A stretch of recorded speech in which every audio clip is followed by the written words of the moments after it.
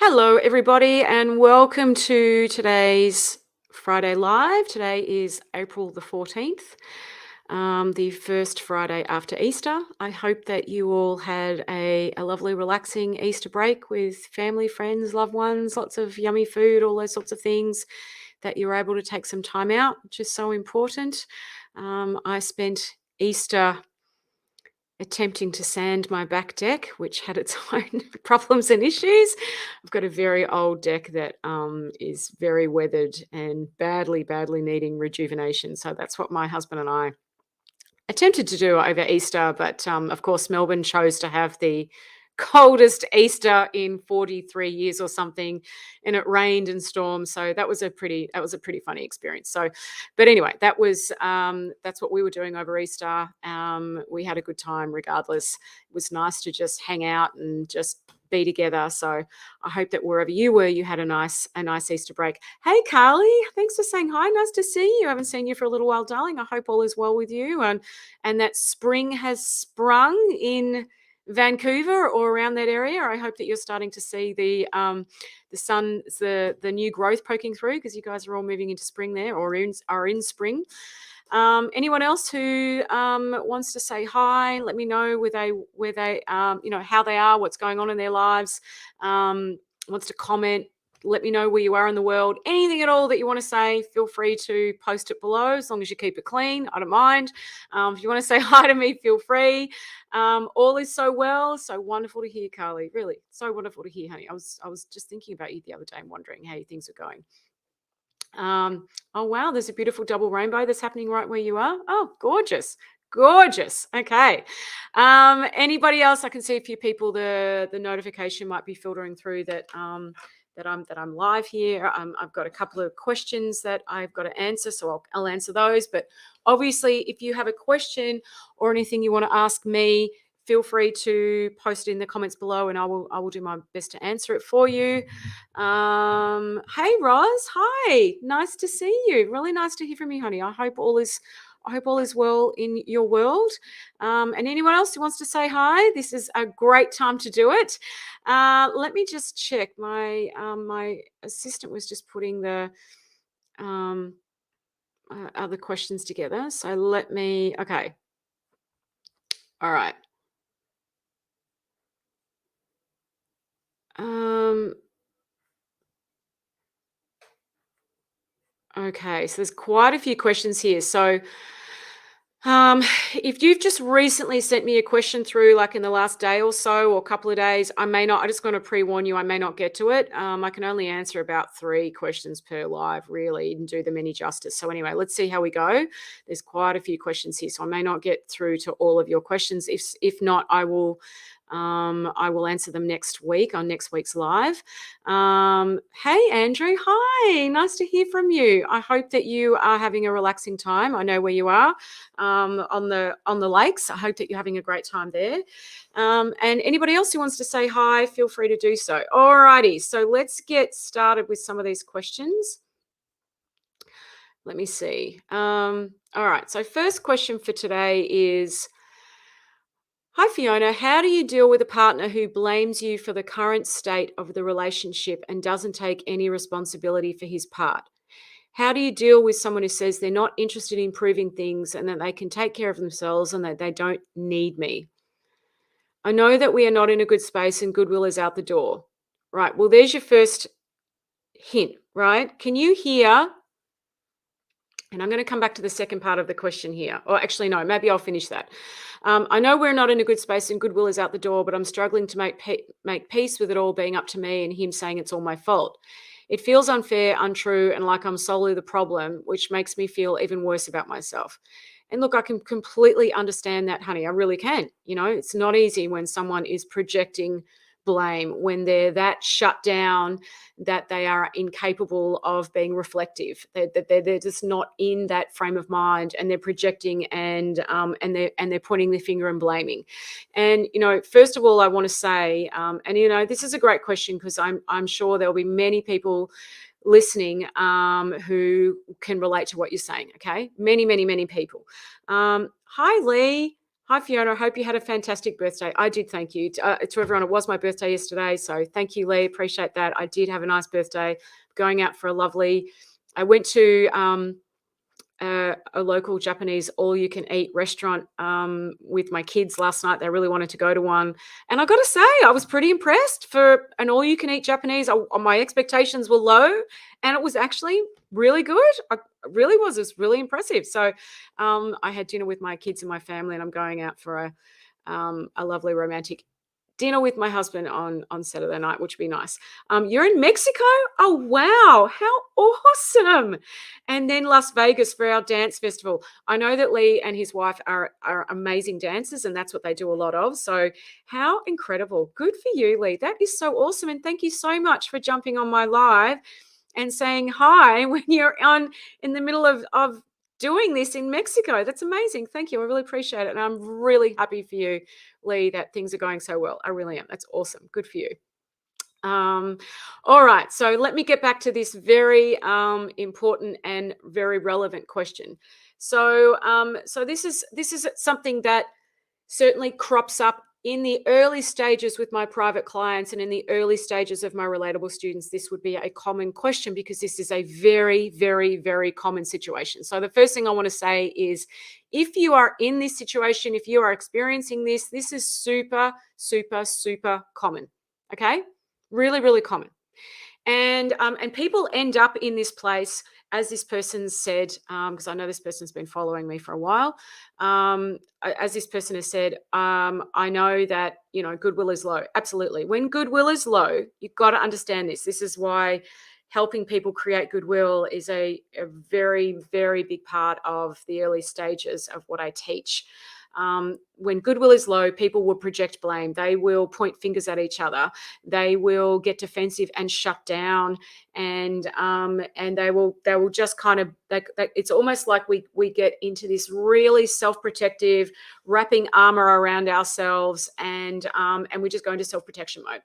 And it's almost like, imagine it like this, where it's kind of like things just bounce off. Things are bouncing off. It's almost like, and when people are in that self-protection mode, this is what happens when there's been a lot of slingshots being thrown at each other, where there's been a lot of frailties meeting frailties, and nobody's feeling good around each other. So they go into self-defense mode, and we're really good at that, us humans, right? We do. And if it kind of makes sense, right? If things aren't going well, if you don't feel safe, and I mean emotionally safe around someone, you're going to be wary. You're going to have your armor out. You're going to be in self-defense mode. You're going to be super careful. You're going to be checking in and going, is this something like I'm going to be in first and foremost, making sure I'm okay first before I can make sure anyone else has. I've got to feel safe before I can do anything for anybody else. So you can see that dynamic is going on here. Now, for some people, when they're in that frame of mind and they're in that habitual frame of mind, what they do is just become this automatic reflection, or deflection, right? I'm just going to bounce that back at you. It's like playing what I call emotional ping pong. So there's obviously a bit of emotional ping pong coming here. And that's not easy to be on the other end of, right? I really get that. Now, for those of you who are listening to this, and some of you will, please just take out the whole, oh, that's narcissism, that's gaslighting, that's this, that's that. Just put that to one side for right now. No, that those terms get flung around way too freely. And it doesn't help anybody, because all it does is have the other person get more and more and more, the person who's on the receiving end of this, more and more and more disempowered. Okay, there may well be some narcissism going on here, but we don't have enough information to land or make that call. So take that off the plate. First and foremost, what I tend to find, and I've been doing this for a very long time, and I've worked with a large thousands of people, okay? And I just say that to let you know that of all the people I've met and worked with, I've only really, truly encountered a handful. I could count on one hand the amount of true narcissists or people with narcissistic personality disorder that I've actually truly come across. We can display narcissistic behaviors when we don't feel good. We can display gaslighting behaviors when we don't feel good. But once you put a label on something, that's a super hard place to come back from. So if you're listening to this, Just put that down for one side because it doesn't help anybody, and it's certainly not going to help empower this person who's asked this question. All right. As soon as you sit there and go, my God, I'm dealing with a narcissist, it's like, whoa. So, like I said, we need to check in. This person may well be just shut down, defensive, um, and in so much of that frame of mind that they're unable to move past that place right now, because there's not enough, as you've heard me talk about, foundations that have been built here for them to draw on, so they feel safe enough to move past that place. Okay, so there's a few things going that could be going on here. Like I said, I'm just reading a small paragraph question, and I'm trying to kind of read between the lines and make sense of that here. Hey, Sheila. Hi. Nice to hear from you. Thank you so much for saying hi. It's lovely to hear from you, Sheila. I truly hope all is well with you. And of course, beautiful Rose. Hello, darling. Hi. Nice to see you, Rose, as always. Do appreciate people saying hello to me. Thank you. So I guess what is really important about this is that it's not so much that it's all your fault. Yes, that would feel really unfair when someone's projecting at you. But what you got to do is put that to one side and be able to see, and depending on what you want to create here, okay? I don't know what you want to create here. You've got to get really clear about what you want to create here. And so, in other words, what I mean by that is, do you want to create connection with this person? Do you want to create goodwill? Do you want to see what's on the other side of this? And now, if you're clear on that you know that's what you want to do, then what you've got to be able to do is put all of that to one side. And one of the ways in which you can do that is realize that this person, right, is stuck. They're stuck in their thinking. They're stuck in their defensiveness. They're just stuck. And they don't have the emotional capacity to move out of it just yet. And so if you meet them at the same place that they're showing up from, you will just end up in this figure eight, okay, of stuckness. They'll start projecting, you've done this to me, you've done that. And then you'll respond equally with hurtness and stuckness. I can't believe you just said that to me. I would never do such a thing. That is so unfair. You always do this to me. And it just becomes projection, projection, projection, projection. And it becomes this figure eight. See that? Where there's no end point to that.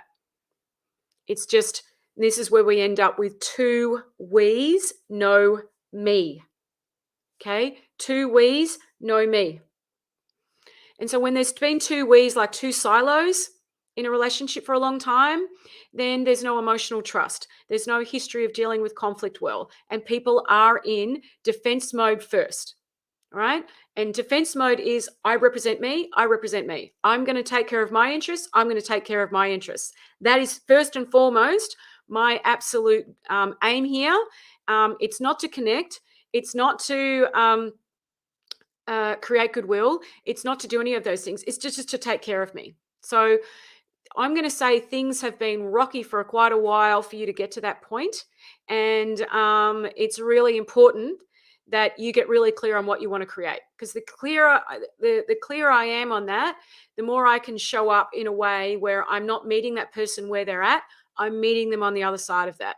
I have lengthy conversations about this stuff with my relatable students. We talk about this a lot because this is super, super, super important. And when people start doing that consistently, they see massive, incredible shifts, incredible things that they could not even have imagined were possible. Okay. So this is where one person can actually make an enormous difference. I get that it's tricky when someone's projecting at you, but it's a matter of going, well, what do I want to create? What do I want to hold space for? Can I see that there's something on the other side of this? So you've got to stop taking it so personally, and you've got to get more curious. So instead of what does that mean in practical terms? So instead of getting defensive and justifying yourself and explaining yourself, which is just you meeting them where they're at, right? Which is creating that figure eight. You've actually got to put that to one side and say, okay, what makes you say that? In your mind, how is this happening? Is this truly how you feel, or are you just saying that because you're angry and frustrated and hurt right now? Maybe we can come back and talk about this when I'm feeling calmer and you're feeling calmer. Now, all I can say is when you do that and you genuinely do that, right? Genuinely do that. A lot of people think they're doing that and they're not, okay?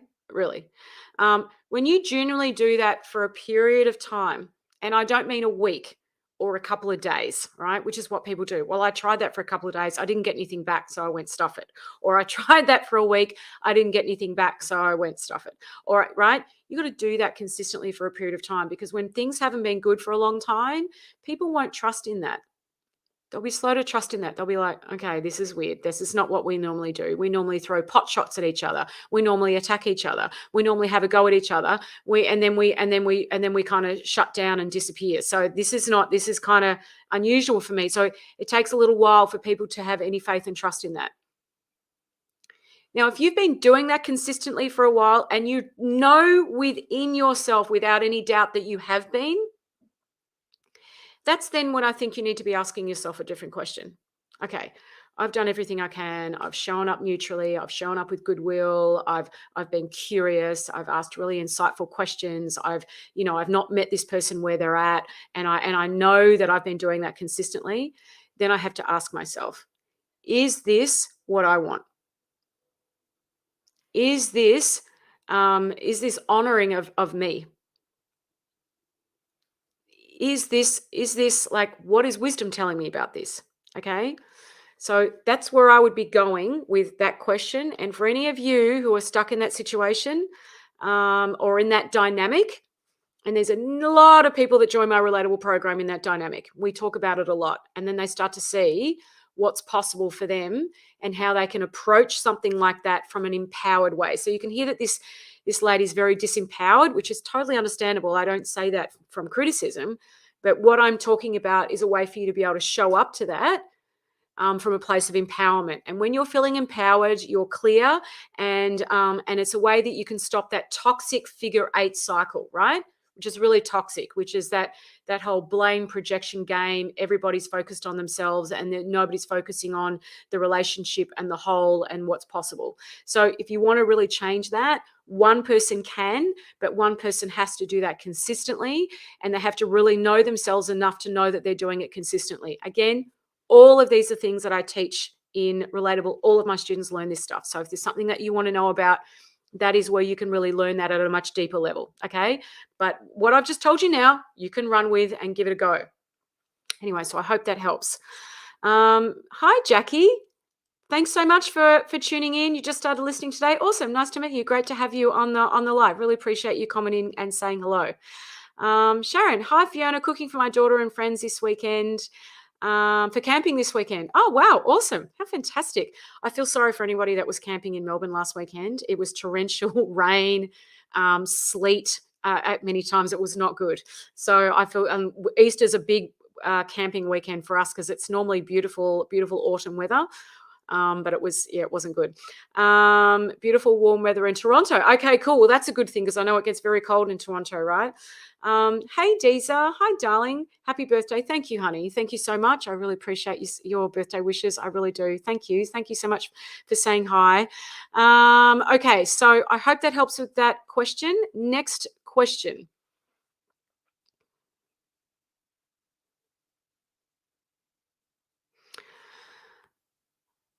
Hi, Fiona. My question is, how do I talk to my grandkids and new people that I meet? Small talk doesn't come easy to me, especially if the person isn't responsive. Okay, great. Great question. Like, really great question. Okay, it's really, really great question. That question tells me a lot about your relationship with you. Okay, I'm going to imagine, and look, I could be wrong. I could be wrong. So if I'm wrong, please feel free to tell me. But I'm going to tell me that you are not someone who's comfortable in your own skin. Okay. You second guess yourself a lot. You don't feel so comfortable around people. And so it feels like small talk's awkward. Your mind is going and you're second guessing yourself a lot. And you're overthinking things. Oh, okay. Maybe I'll ask them how the weather is. Oh God, they didn't say much. That was dumb. I'm not good with this stuff. Uh, um, oh, maybe I'll talk about what's happening in Ukraine. Oh, that was a bit heavy. Yeah, that was a bit heavy. That's probably why they didn't talk. oh, my grandkids are so much younger than me. I don't have anything in common with them. Where do I begin? So I'm going to guess, whoever's asked this question, that you are someone who's not so comfortable in your own skin. And so the answer lies in first becoming comfortable in your own skin, and then you'll find that things like that flow. When you struggle with small talk, when you struggle to make things, it's because you are feeling quite rigid. It's because you are overthinking things. It's because you don't feel good about you. Okay. And again, this is just an observation. It's not a criticism. It's a very common thing, right? Which is why I say that the three areas of relationship are so important. Your relationship with you, and this question is a reflection of this person's relationship with themselves. All right. Your relationship with you, your relationship with life, and your relationship with others. Now, your relationship with you and your relationship with life are the foundations for this one, your relationship with others. Can you see that? When you're comfortable in your own skin, you don't second guess things. You're more present to the now. Okay? You're present to the now. Now, we are not present to the now when we're overthinking everything. We can't be, right? How can I be present to what's happening right now when I'm thinking about whether that's a good question or not a good question, or whether I'm relaxed or not relaxed, or is that person responding, not responding? I am not present to the now. When we're comfortable in our own skin, being present to the now has just become second nature. It's this organic, beautiful, delicious flow-on effect. And you know the wonderful thing when we're present to the now is we get the thinking that we need to meet that moment of now, because that's just how it works. And it's beautiful and it's effortless and it's easy. Truly. People don't believe me, but I'm telling you, this is absolutely true. And this is exactly what, like I said, my students start to realize and see for themselves. It's like, oh, wow, that is true. I can be. It does show up in the now. Now, when you are in that now and you're starting to trust in that, it's amazing. You always get what you need to meet it. Always do. Always. Always. But when we're overthinking, when we're second guessing, when we're right, we miss that. We miss the subtle nuances of what shows up in the now. We're less playful. We're very serious. So that's another thing. I'm going to guess that this person that's just sent me this question, how do I chat with my grandkids? I find it hard to make small talk, is very serious about themselves. Okay. Just very serious, or more serious than you need to be. You know, if you want to relate to people, you've got to be lighthearted and playful. Okay. You can't be overthinking and second guessing everything. That's going to have you build this wall, right? And it's going to create this energetic wall that people are going to feel, and they're not going to feel so comfortable around. So they're going to hold back. So you're holding back and they're holding back, and there's this energetic wall between you and another person. So people who aren't comfortable in their own skin inadvertently create an energetic wall that blocks things. Okay. And so it's not because there's something wrong with you. It's not because you're broken. It's not because of anything, right?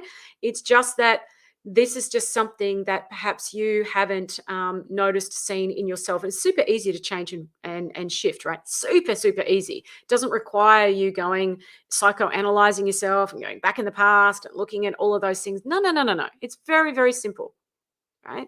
When you understand the way we work, when you understand the basics of how human beings work, things like that, your thinking falls away. You're a lot more present. You stop second guessing everything. Your mind slows down, and so you get that beautiful gift of being in touch with the thinking that shows up in the now. The exactly what you need that shows up in the now to handle you with that. Right?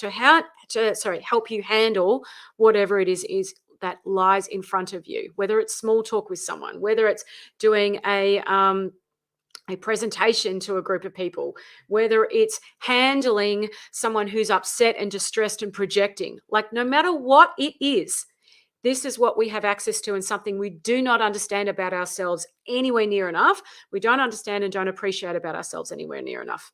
Okay. Hey Rose, it really helped me, and the result was our marriage has improved dramatically. Yeah, okay. I'm sorry, I just saw that comment. So Rose is talking about my relatable program. Rose has been in my relatable program. So thank you so much for sharing that, Rose. And I know the truth of that. It's awesome. It's really, really cool. It truly, truly is. Okay. Now let me see. Next question here, and then I'll come to the question that's been asked. My daughter's husband has checked out. He left her 2 weeks before their daughter was born. At first, it was mental health issues. Now he just blames her for everything. She is in shock. Didn't realize there were such big issues. They are barely talking. He doesn't even go out of his way to see their baby daughter, even though she has said he can see her anytime. But he says she is just using her to manipulate him into seeing them. She is breastfeeding. Baby is only 4 months old and she can't leave her. He has said some really nasty stuff to her and is talking divorce. She's in shock, but still would do anything to have him back. Is it a lost cause? Is there anything she can do?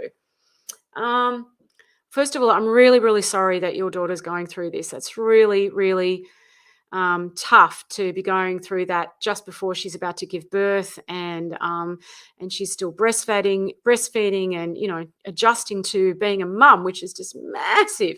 So I'm really, really, really sorry. That must be really stressful for you, and obviously, sorry for her and for you as her mum. So, first of all, my heart goes out to both of you. That's really, really tough.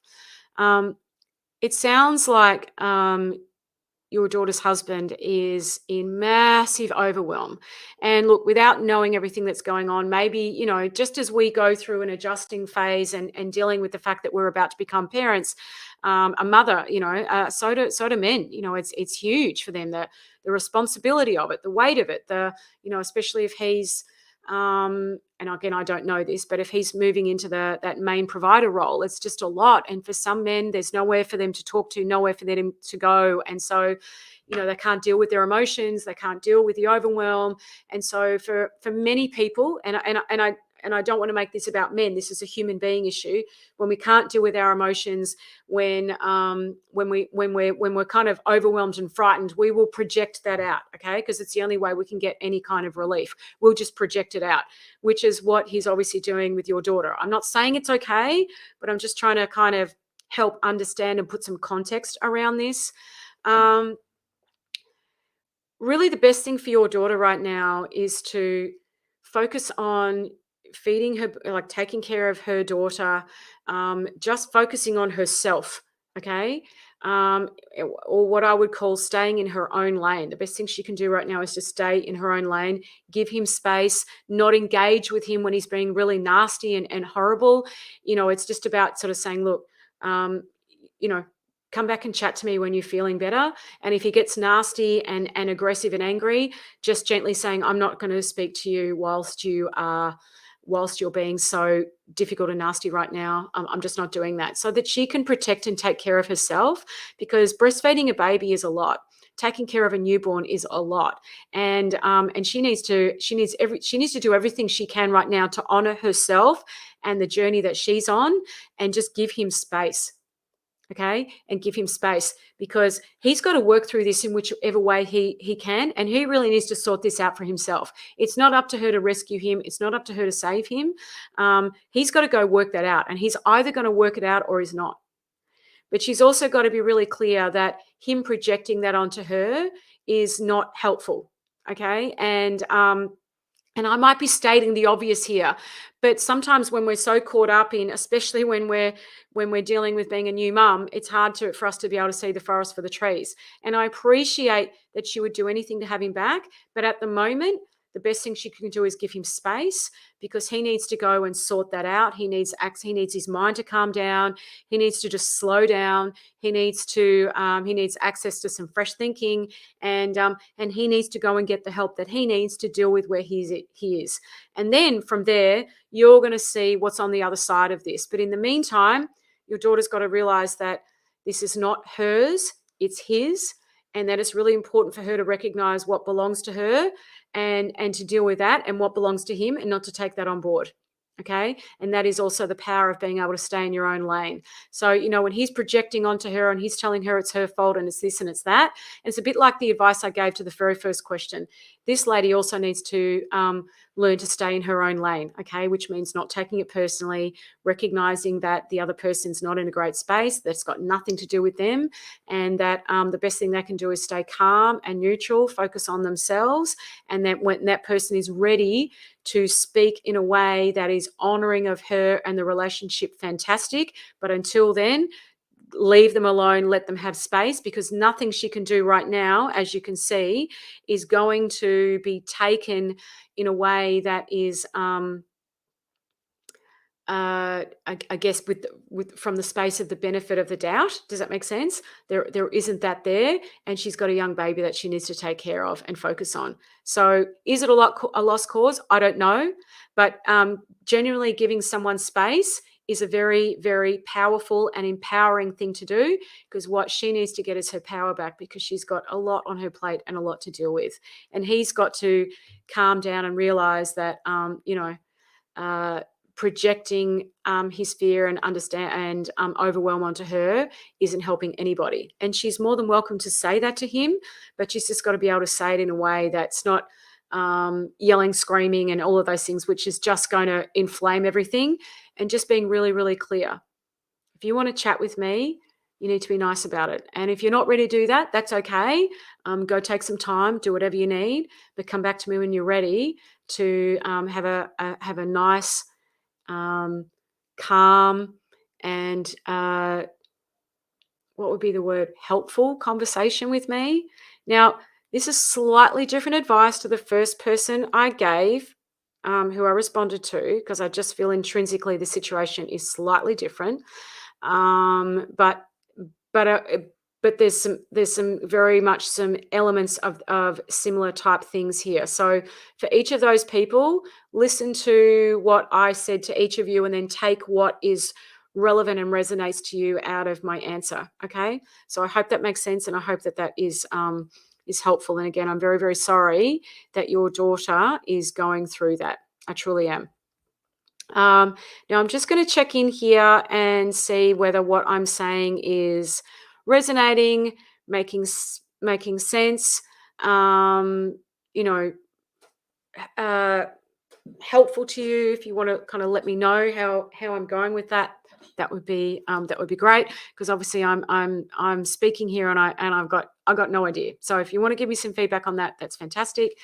Um, I'm just looking at the next question here. Michelle George, how do you come from a good place if you have fear and anxiety? Look, the most honest answer I can give you, honey, how do you get comfortable in your own skin? Do my program. Okay? Do it. That everything that I teach in my program, I can't answer that literally in 3 or 4 minutes in a Facebook Live. And I can't answer it in a 10-minute conversation either. Do whatever you need to do. Does that make sense? Everything I teach in my program will help you with that. Everything, right? So if you're not sure, everything I teach in Relatable will handle that. There's a number of people here on the live who have done Relatable. Would you agree with that? And you can disagree if you want. Like I'm open for that. Would you agree that what I taught you in Relatable will enable you to be comfortable and enables you to be comfortable in your own skin? Would you say that that has been a byproduct of what you have learned about how people work, what we talk about on our live calls, what gets generated in that community in the course content? Would you say that? Okay, Sheila, yes, tons of exclamation marks. Roz, agreed, great. Anybody else who wants to tune in, to tap in and let me know? I'm not making this. I guess what I'm trying to say is I'm not making this stuff up. I know when I make comments like that, it probably sounds like I'm trying to sell you something, and I get that. I'm just being honest. It's not something you're going to learn in a book. Okay, there are a lot of people out there who try and do these things by themselves, and you can try and do it by yourself, but it just takes a super long time.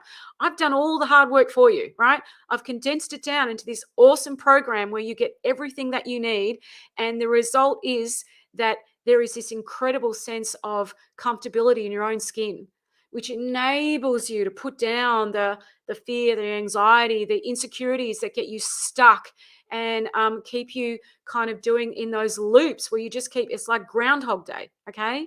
So I would be saying, do whatever you can to join that program, because everything in there will help you with that.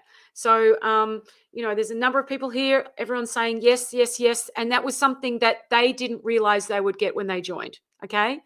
Right.